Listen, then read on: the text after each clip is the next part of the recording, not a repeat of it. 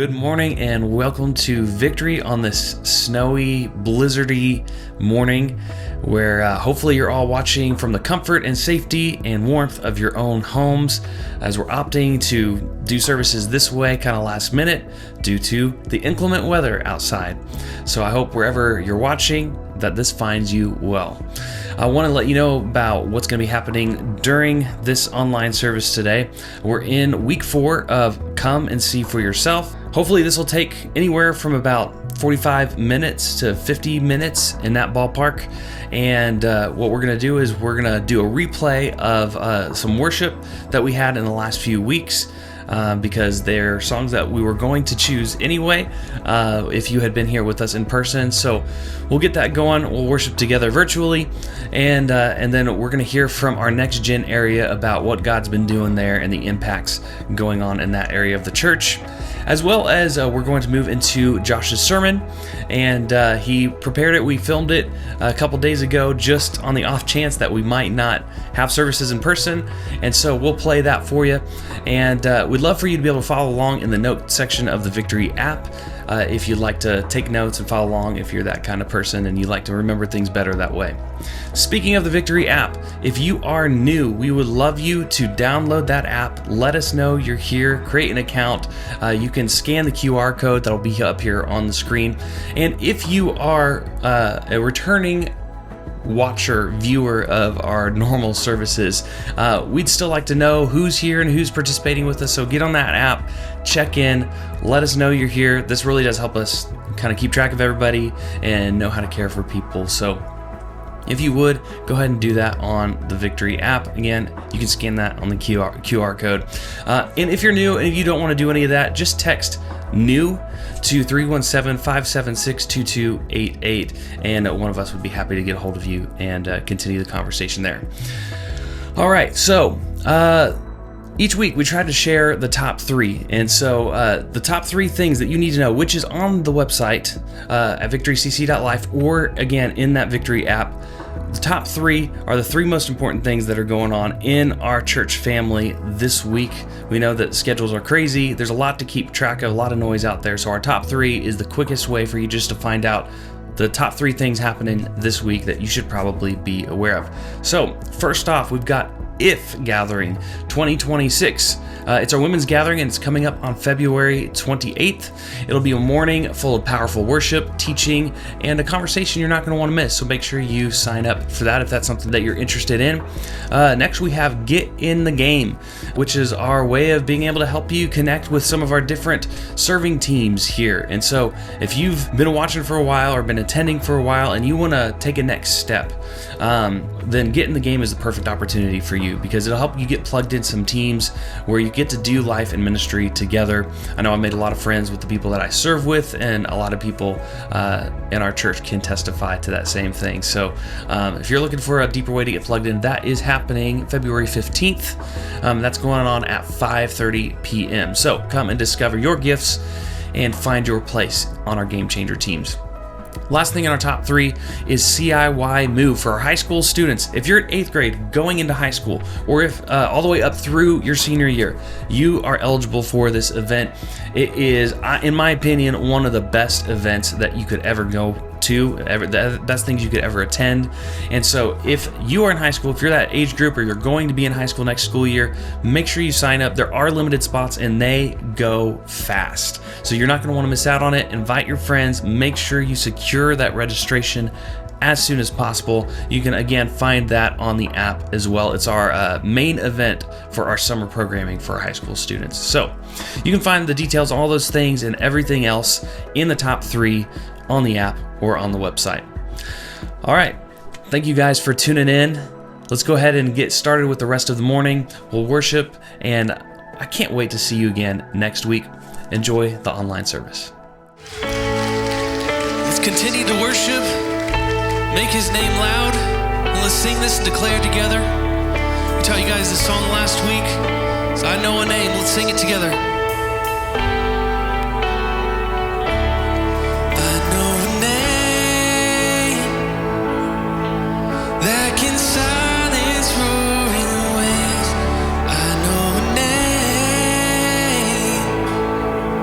There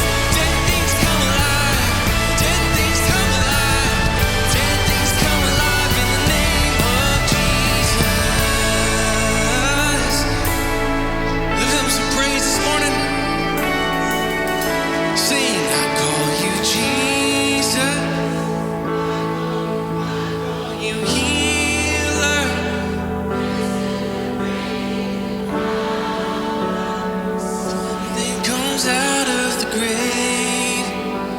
Every time I call you Jesus,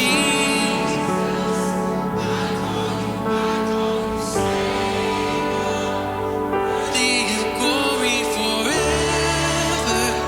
Something comes every time I call your name. Amen.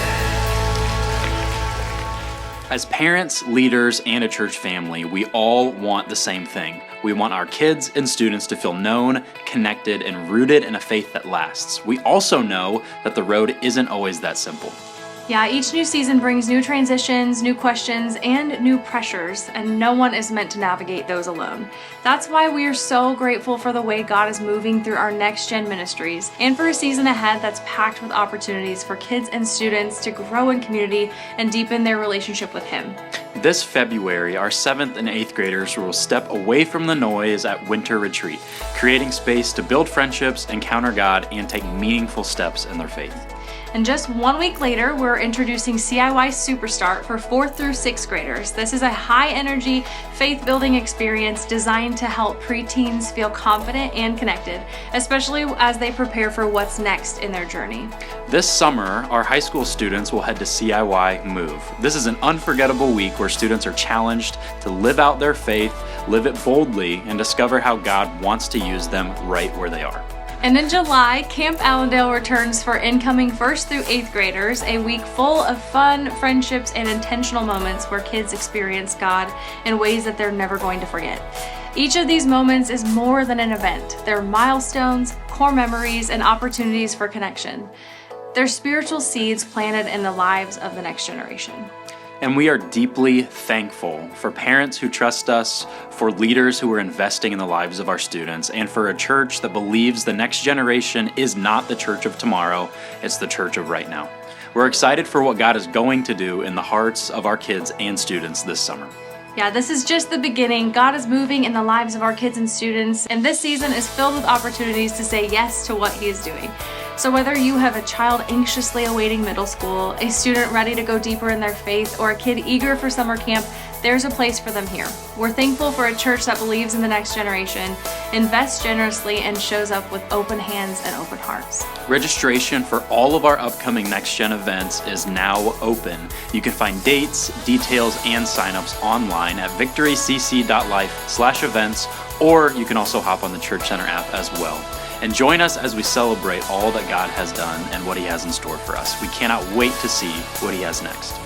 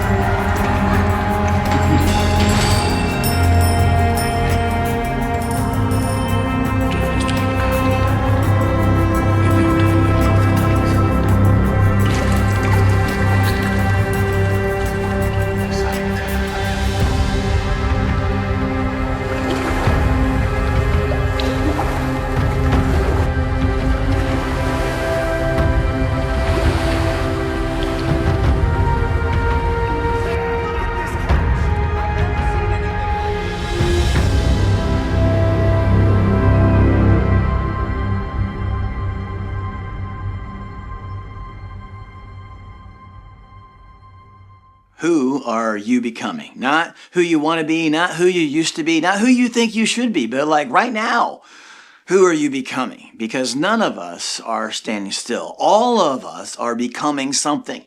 Every habit is shaping us. Every relationship is forming us. Every decision, reaction, shortcut, it's taking us somewhere. Some of us are becoming more guarded, more cynical, more tired. While others are becoming more anxious, more reactive, more defensive. But then there's others who are becoming more generous, more patient, more loving, more grounded. Who are you becoming? Because formation happens sometimes on purpose, sometimes on accident, but either way, formation happens.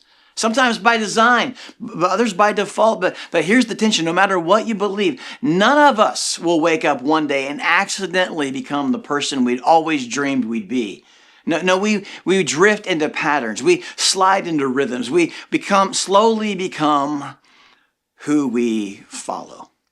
Now, for some of us, church has played a role in that journey for good or bad. And for others, church has just added pressure without adding peace. Some of you found life at the church. Others found disappointment. And all of that shapes who you and I are becoming. In fact, no matter what you believe, I think you owe it to yourself to slow down and honestly reflect. Who am I becoming? What messages am I listening to? What environments are shaping me? When the pressure shows up in my life, what shows up in me?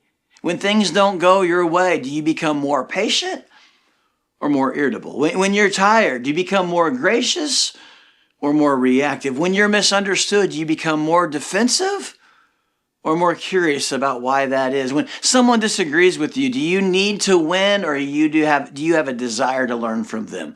Who are you becoming? And what's growing in you lately? What's growing faster in you lately? Peace or anxiety? Gratitude or resentment? Hope or cynicism? Because whatever is growing, that's what you're becoming. And what do people to the closest to you experience more of? Your calm or your criticism? Your peace or your distraction? Your encouragement or your impatience? You don't become something in a moment. No, the problem is you and I become something by our direction. And the scary part for most of us is formation happens whether we're intentional about it or not. And so this isn't, hey, am I a good person? It's really about, is the life you're living actually shaping you into the person that you want to become? And if the answer is, I'm not sure, or not really, that doesn't make you a failure. It just means something got in the way. And for a lot of people, that something actually was the church. So many people have baggage with the church, baggage of pressure and guilt. Maybe you were taught that church was a place where you had to clean yourself up before you walked in. I've had young families threaten their kids that they're going to tell me stuff. I mean, some of you carry guilt over what you've done or shame over who you become. And somewhere along the way, your faith stopped feeling like hope. And it started feeling like a reminder every day that you're not enough. So instead of leaning in, you step back, not because you didn't care, but because you were tired of feeling you didn't measure up. And that's why when we go all the way back and see for ourselves, we discover that Christianity did not begin with a belief system. It doesn't begin with buildings and bands and books. In fact, in the beginning, not a lot of doctrine or rules or certainty. Christianity did not begin as a belief system. It began as an invitation to walk with a person. Before anyone believed all the right things, before anyone understood the theology, before anyone changed their behavior, Jesus simply said, come and see. Not get your life together, not fix your past. Hey, you have to agree with everything. No. Jesus just said, walk with me. And walking with Jesus has always been about our direction, not our perfection. In fact, when we go back and see for ourselves, we'll see this pattern of belonging, believing, becoming. Belonging, believing, becoming. Who are you becoming? And I believe every one of us has good intentions. You want to be better. You want to be different. No one wakes up and says, today I want to become more bitter. Today I want to drift further away from who I was designed to be. But here's the truth we don't like to admit. It's our direction, not our intention, that determines who we become. It's our direction, not our intention, that determines who we become. Our habits are taking us someplace. Your pace of life is shaping you. Your calendar is forming you. Your relationships, they're discipling you. Belief alone doesn't determine formation. Following does. Direction does. It is our direction, not our intention, that determines who we become. And here's the scary thing. We can believe all the right things and still be moving in the wrong direction. You can agree with Jesus without actually following him. And that's why Christianity, it doesn't begin with a belief system. It begins with an invitation to come and see. Welcome to week 4 of our series. If you missed a few weeks, you've missed a lot. We're getting a fuller picture of what we're talking about today. I'd love for you to go back and watch on demand, or if you think any of this would be helpful for someone on the edges of faith, you can go and share it with them. We have a Victory Everywhere crowd out there who watches every week from different locations. And today, we're going all the way back to where Jesus had 0 followers. 0 followers. So if you're on the edges of faith or you have some baggage with the church, this might shock you. But at the beginning, nobody who followed Jesus in the first century initially thought, oh, the Son of God. Like, nobody. In fact, they were all initially unbelievers. They all thought, hey, he's a nice guy. He has some great things to say. Or maybe he fed us. Or he healed my sister. Or he healed my mother-in-law. Of course I want to follow him. The first followers of Jesus really didn't understand who he was. They thought what so many people thought today. Oh, he's a good teacher. Or he's maybe a healer. Or he's a great chef because he fed so many people. And you know what that means? If you're on the edges of faith and you're just checking Jesus out and you're not really sure what you believe that Jesus is God, oh, well, you're in good company, because neither did the first followers of Jesus. In fact, if you were just to go all the way back to the beginning of Jesus' ministry, you would discover that unbelief is actually a prerequisite. Like nobody Jesus invited to follow him believed all the right things at first. In fact, you can start this whole journey without believing anything. They were all initially unbelievers. And if you grew up in a church, you might remember that one of Jesus' followers, they had a nickname. His nickname was Doubting what? Doubting Thomas. It wasn't till the end of Jesus' ministry that the people who actually touched him and heard him and spent time with him came to real grown-up faith in him. And there's room for doubt with Jesus. Now, there are reasons people don't follow Jesus, but most of them, I don't think they're theological. I think they're personal. I think their life is a mess, or they've got questions, or they've been hurt, or they don't want to walk into a church or feel judged, or they don't want to walk out of a church and feel fake. And underneath it all is, I think it's really this: I'm afraid I can't change. And if I'm honest, that sounds reasonable.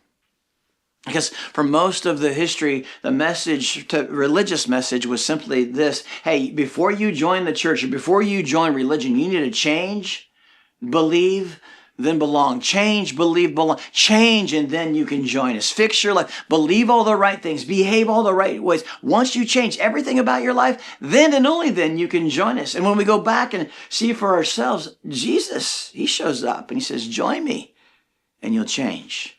You can belong before you believe. In fact, they were all initially sinners. They were all unbelievers. Jesus looked at people regardless of their lifestyle, regardless of their obedience, regardless of their knowledge, regardless of their faith, and said, hey, join me and you will change. Belonging, believing, becoming. Belonging, believing, becoming. And from the beginning of Jesus, he didn't start with behavior. It actually started with proximity. Get close to me. Listen to me, follow me, and over time, you're going to look in the mirror and go, oh my gosh, I don't even recognize that guy. It's our direction, not our intention, that will determine who you and I become. Because when we put our life close to Jesus, you will experience the life-changing love of Jesus.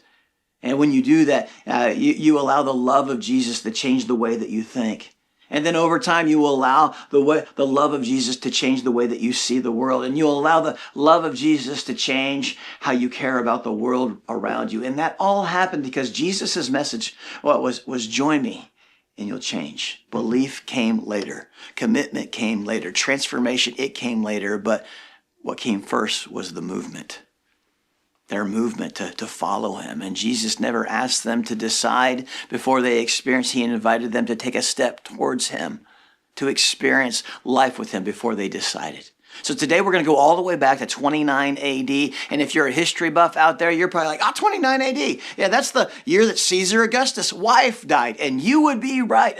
This account is historical. There are real people, real places all over this. And to get the context and the understanding of their setting, I'm going to have to take you back to 2,000-year-old Middle Eastern Jewish history. And I know what you're thinking. Yeah, that's going to keep me awake. I'm glad I tuned in. Like, no, 2,000 years ago, Israel was divided into three sections like states. There was like the northern part was Galilee. The middle part was Samaria. They walked around that. Then the southern part was Judea. And Jesus and the disciples were from little towns all over the northern part in Galilee. And here's why that's important. Because 2,000 years ago, Galilee was where all of the religious schools were. It was the education center of the Jewish world. And back in Galilee, all the children, boys and girls, they would go to school from age 6 to 12. Back then, they didn't have school buildings. They would go to the local Jewish synagogues for school. And every day, they were taught by the local rabbi called a Torah teacher. And the boys were taught everything using the Torah. The Torah includes the first 5 books of the Old Testament: Genesis, Exodus, Leviticus, Numbers, and Deuteronomy. And out of the Torah, the boys were taught math. And I know right now, math teachers everywhere are salivating about the word problems that they could use on their students. Like 5 camels plus 2 camels equals a Camelot. I always hated word problems, but back then, the Torah, they taught them math and history and geography. But the main goal is by the time you were 12 years old, think about 12 years old, as a Jewish boy, you were to memorize the whole Torah by heart. Genesis, Exodus, Leviticus, Numbers, Deuteronomy by heart. And by the age of 12, you would have 265 pages of our Bible memorized. And so the rabbi would look at you and they would go, hey, Genesis 24, and you would tell a cigarette joke, right? Because when Rebecca saw Isaac, she lighted off a camel. Thank you, King James, right? So the goal was to have the Torah memorized by age 12. And ladies, you focused on the other books, Deuteronomy and Psalms and Proverbs and Leviticus, until you were 12 years old, and then you were done with school. Now, this isn't the point I'm trying to make, but this is so interesting that when Jesus quotes Bible verses to women, he almost always quotes verses out of the Psalms because they had studied the Psalms. That was common ground for them. Now, in their culture, when a girl was 12 years old, she was married off. Not that I'm recommending it, I'm just telling you about their culture. But the boys, those who memorized the Torah, they got to continue their education. They were able to go to Jerusalem for this really big celebration that we're going to talk about later called the Passover. Now, they had gone to the Passover all their life, but now they get to participate in their first Passover, meaning they would go with their family to present the sacrifice that was given to pay for the sins of their entire family. This was a huge deal in their culture, and they did this every year. In fact, Jesus did this. Back in Luke 2, every year, Jesus' parents went to Jerusalem for the festival of the Passover, and they did every year since Jesus was born. And when Jesus was 12 years old, they went to the festival according to the custom. That's what Luke says. So when Jesus, after he passed his Torah exams, he got to participate in the Passover. So Jesus was raised just like every other Jewish boy in Galilee, meaning Jesus, he was taught to memorize the Torah and was ready to go on with his education. Now, from the time a boy was 12 to 15 years old, he was enrolled in the Beth Midrash. It was also known as the House of Learning. So for the next 3 years after he memorized the Torah, the goal would be from that time to you were 15 until is to memorize the entire Old Testament by heart. And they would do this memorization and the study part-time. So they would go to school part-time, and then they would learn the family business part-time. Because 2,000 years ago, you didn't have a school counselor asking, hey, little Timmy, what are you passionate about? Like, who do you want to become? What are you gifted at? Like, where do you think you see your life taking you? No, they would just look at you and go, hey, what's your dad do? And if you weren't smart enough to get the rabbi gig, that's what you were going to do. So if your dad was a carpenter, I hope you like carpentry. If your dad was a fisherman, you were going to be a fisherman. And so you would go to school part-time, and then you would learn the family business part-time. And if at any time in those 3 years, the Torah teacher looked at you and said, bless your heart.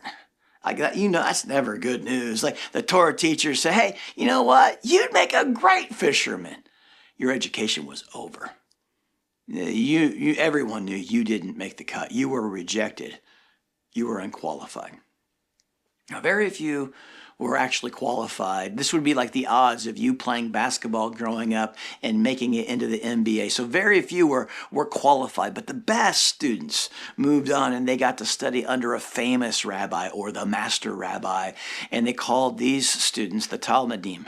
The Talmudim. In English, it actually means disciple. Now, disciple does not mean today what it meant back then. So many people today think, I'm a disciple of Jesus. And for us, discipleship is all about knowing and learning and reading. But that wasn't their goal. Their goal wasn't just to know what the rabbi knows. No, their goal was to, as a disciple, was to become who the rabbi was. Their goal was about transformation, not just information. It was all about becoming and not just knowing. And so a student says, hey, I want to hear what you have to say. Like, feed me, feed me, feed me, teach me, teach me, teach me, give me something new. Like, this is what a student does. But a disciple, they're not just concerned with learning. A disciple says, I want to be just like you. Exactly like you. Hey, what deodorant are we wearing? We're going to wear the same. None? Oh, okay. Right. I'll do anything I have to do. I'll go anywhere I have to go. I want to be exactly like you. That's Talmudim.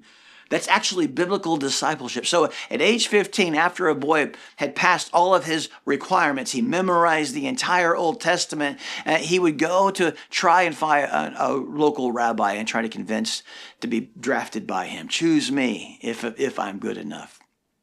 And here's what they're signing up for. For the next 15 years, so from age 15 to 30, this kid is asking, can I follow you? I want to become just like you. Now, with all of that context, when you go back and look at Jesus' disciples, you discover that Jesus' disciples, most of them were probably 15 years old. So when we envision the New Testament, we shouldn't see Jesus walking the streets of Jerusalem with old wise men with beards. No, 30-year-old Jesus is probably walking around Israel with high school freshmen. And you know what that means? If Jesus first came here today, he would go to the local high school and says, hey, I'm going to teach these freshmen for 3 years, and then I'm going to turn the whole thing over to them. And like, what was Jesus thinking? I mean, they wouldn't have even been seniors yet, but because this is where most of us get stuck when we think about God. When we hear follow me, we immediately think, oh, not me, not yet. I'm not ready, not like this, because you and I have been trained by life and by culture and by religion that God only picks the qualified, the polished, the put together, the people who already look like they belong and they already know everything. But if you're honest, maybe you have a label in your head. And you don't say it out loud, but you live like it's true. You feel unqualified, not enough, not ready, not spiritual to take the step towards Jesus. And for some of you, it's worse than that. You were told by a parent or a coach or a teacher or a church, you were graded, you were measured, you were compared. And so you had to learn this strategy for your life. If I'm going to fit in here, I'm going to have to try harder and prove myself and earn acceptance. And now, you don't fully show up. You don't fully engage. You hold back. You second guess yourself. You stay quiet and in the corner when you should speak up. You play it safe when you were actually made for more. And not because you lack potential, but because you've been living under the label that someone else handed you of not good enough. So I just want you to know, so when Jesus shows up, he does not start out with, you fix this, you prove it, you earn it. No, he starts with an invitation to come and see, belong, believe, become. Now, we know of at least 2 exceptions of a young disciple that we think about. Jesus chose Peter. He was older. He was probably 18 or 20. We know he had a wife, a job. He was a fisherman. And then he also chose Matthew, a tax collector. And if you know Matt's story, you know that means that being a tax collector meant he was a traitor. So not only had he been rejected by his people, he rejected God himself.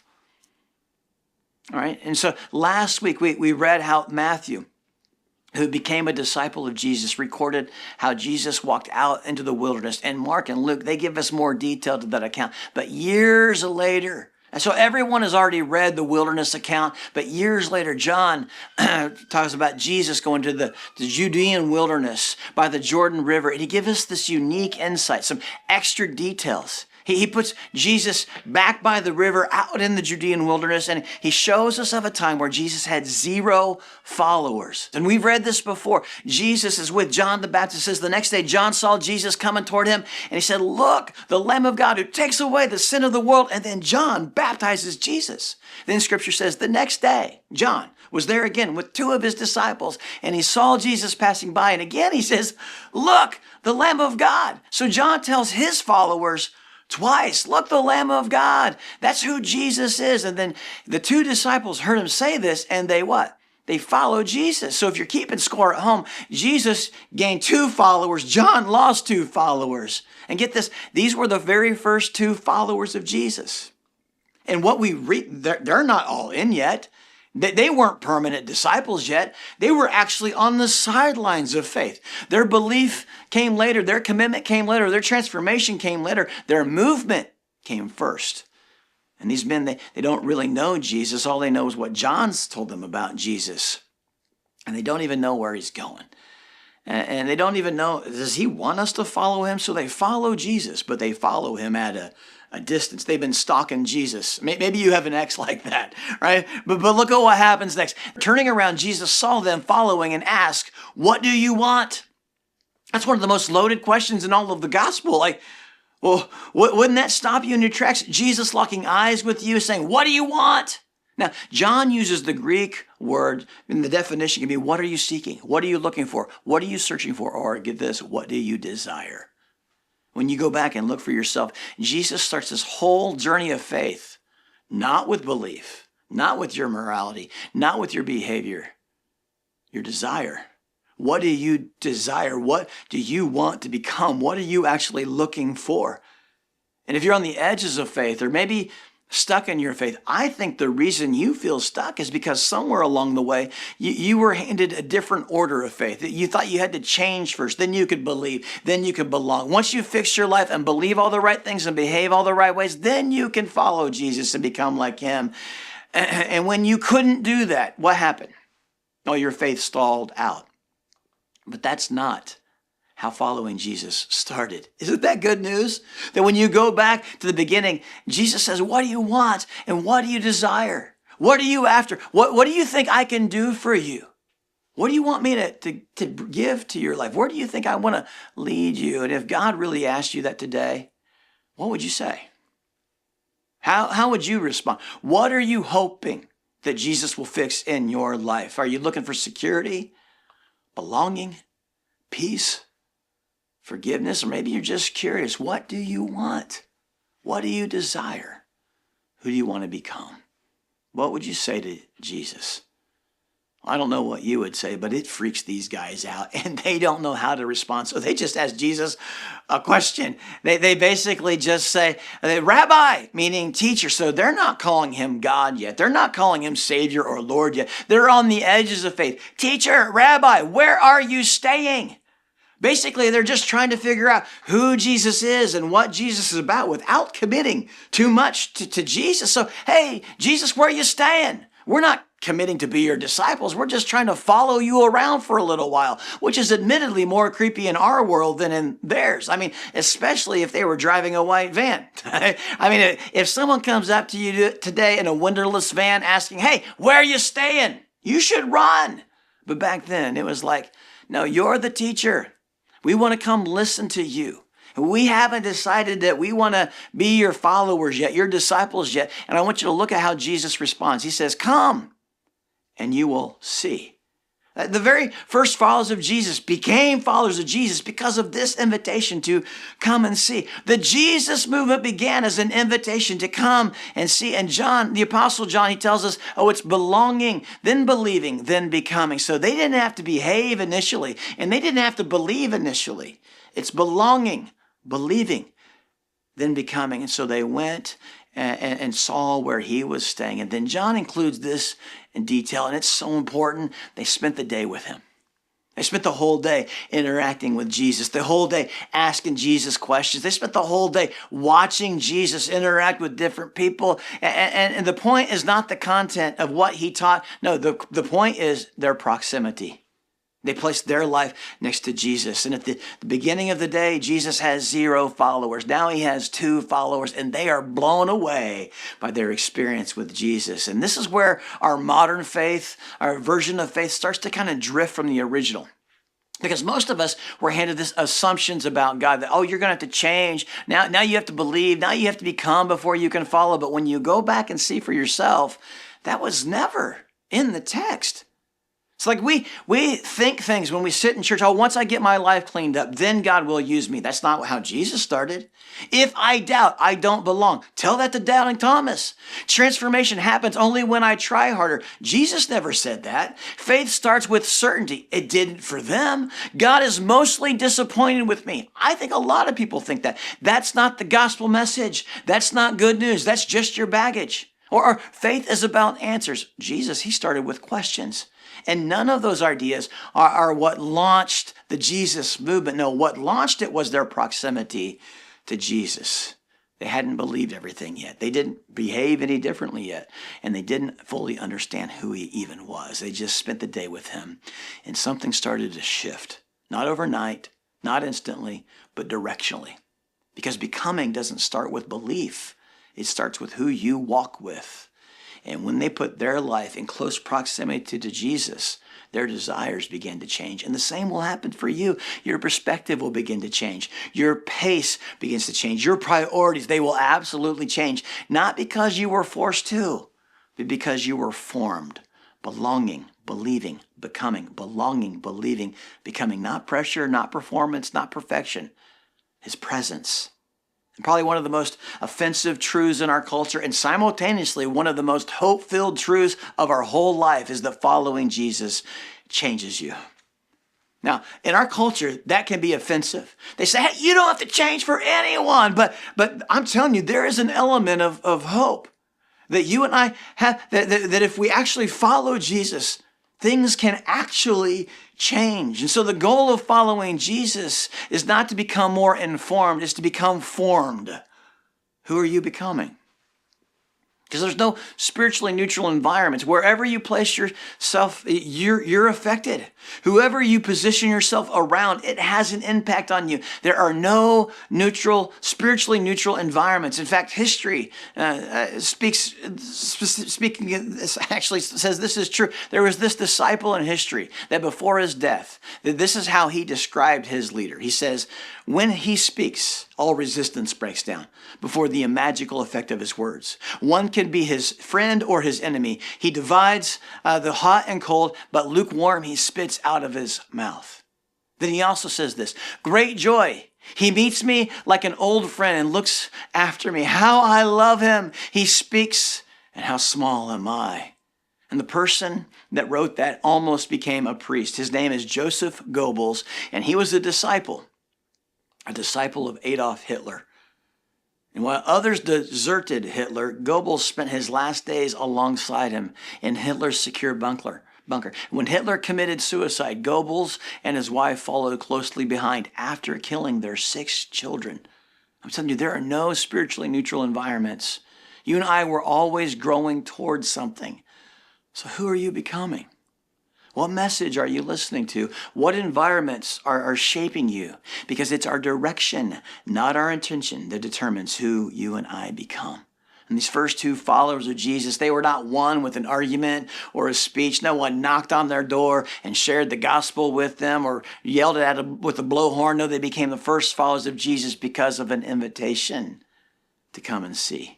And John records Andrew, one of the first 2 followers of Jesus, was actually the first of the 2 followers of Jesus. Andrew, Simon Peter's brother, was one of the 2 that had heard what John had said and who had followed Jesus. Now check out what Andrew did. The first thing Andrew did was to find his brother, Simon, known as Peter, and tell him, we have found the Messiah, that is the Christ. And he brought him to Jesus. Now, this is about evangelism and discipleship.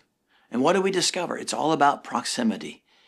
which if you make this about like anything other than church or Jesus, I think people can totally relate to, because you've probably done this before. You've met someone, or you bumped into someone famous, or you called all your friends to brag, hey, you'll never guess who I saw today. You'll never guess what I got to experience today. You've got to come back and see. That's exactly what Andrew did. After he spent the day with Jesus, the very first thing he did was to get his brother and drag his brother to Jesus. And it says the next day, Jesus decided to leave for Galilee, finding Philip. And many scholars believe Philip was the second follower and Peter was the third. So now Jesus has 3 followers.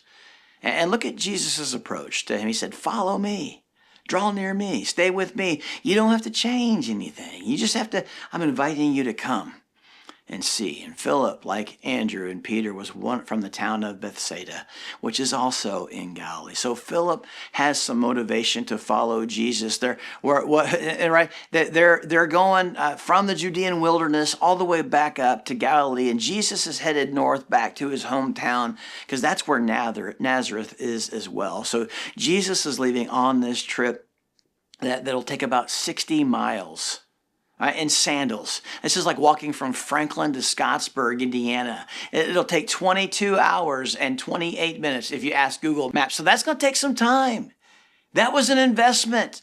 They were intentionally placing their lives right next to the message and the environment and the person of Jesus. And I want you to look what happens. Philip found Nathanael. So just imagine Philip. He's really excited when he says this. He says, hey, we have found the one Moses wrote about in the law, about who the prophets also wrote about, Jesus of Nazareth, the son of Joseph. Nathanael, you gotta see this, and you can't make this up. Nathanael responds, Nazareth?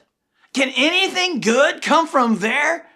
I mean, this is the response maybe you've had before if you've tried to invite people to meet Jesus.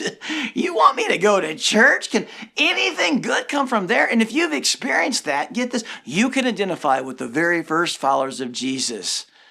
And Philip is basically saying, if you think about it, hey, do you want to go on this 60-mile trip with this guy who's from Nazareth? And Nathanael's like, no thanks. Like, why would I want to do that?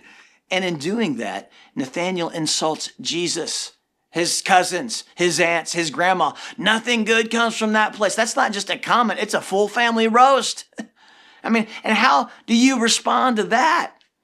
It's like, I don't know, the text feels like there's a pause. Like Philip has to be thinking, okay, well, how do I explain this? How do I get him to understand? I just spent the day with Andrew and Jesus, and it was incredible. And I don't have the words to explain it all or to describe it all. I don't know how to convince them, but I want you to look at Philip's response. He simply says, come and see. Don't take my word for it. You come and see. Come check it out. I think I found what I'm looking for. I think I found what we've been looking for. I think we might have just experienced a day with the Messiah. I discovered a truth, a grace, a mercy, a hope that I want everyone to experience. Would you come and see? And that's how the Jesus movement grew. I just spent time following Jesus. That's how the first followers of Jesus became transformed, lifelong followers of Jesus, which leads me to ask, who are you becoming? Now, who do you want to be? Not who you wish you were, but right now, who are you becoming? Because you don't become something one day. You become something every day. You and I, we won't drift into the life we want. No, we'll drift into patterns, into bitterness, into isolation, into we're fine, into numbing our problems. You don't drift into joy. You don't drift into peace. You don't drift into becoming like Jesus. No, that takes a step in the right direction. And God doesn't just want you to have information. He forms you by association.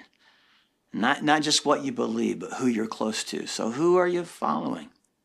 What environment are you putting yourself, your life beside? What message are you repeating to yourself? Because Christianity, it did not begin with a belief system. It began with an invitation to walk with a person, an invitation to come and see. And those first followers of Jesus, they had this moment where they had to swallow their own pride and ask, who am I following?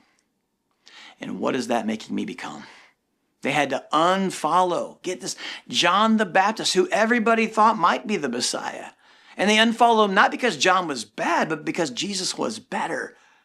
And maybe that's the moment you needed today, so that you need to unfollow something that's not bad, but Jesus is better. So two challenges, just a self-reflection. What are you following that's forming you without you noticing? Is it a relationship, a feed, a habit, a wound, a fear, a voice in your head that isn't God? Because whatever you follow, you don't just learn it. Unfortunately, you become it. And second question is, what would you have to unfollow to fully follow Jesus? And you might say, Josh, I logged into church. I'm telling you, going to church doesn't make you a Jesus follower any more than standing in your garage makes you a car. What would you have to unfollow to fully follow Jesus? And some of us don't need a new belief. We just need new direction. And here's the best part. Jesus does not say, hey, you go fix all of that. No, he says, follow me. Follow me. Join me, and you'll change. Belong, believe, become. And if you're here thinking, hey, Josh, I'm not sure Jesus is for me, and I'm not sure the church is for me. I'm not sure I believe. I've got some baggage. I've got some hurts and habits and hang-ups. Well, good news, when we go back and see for ourselves, you're exactly the kind of person that Jesus invited to follow him. So the challenge for you is, would you intentionally put your life next to Jesus? Promise to show up in person next week. Sign up for What's Next or get in the game or maybe just sit for 10 minutes this week and pray one honest prayer. Jesus, if you're real, would you come near me? Would you help me? And if you're a Jesus follower, this is where your faith gets real, because John the Baptist pointed to Jesus and Andrew pointed to Jesus and Philip pointed to Jesus. So here's your challenge this week. Could you point one person to Jesus to just come and see? I'm not asking you to win an argument or fix them or pressure them. Just love them enough to say, would you come and see and sit with me? Because people don't change when they're pressured. They change when they're close. And if you don't like who you're becoming, Jesus isn't disappointed in you. No, he's inviting you to join him. Not with a checklist, not with some shame, but with the same words he's been saying all along. Would you come and see?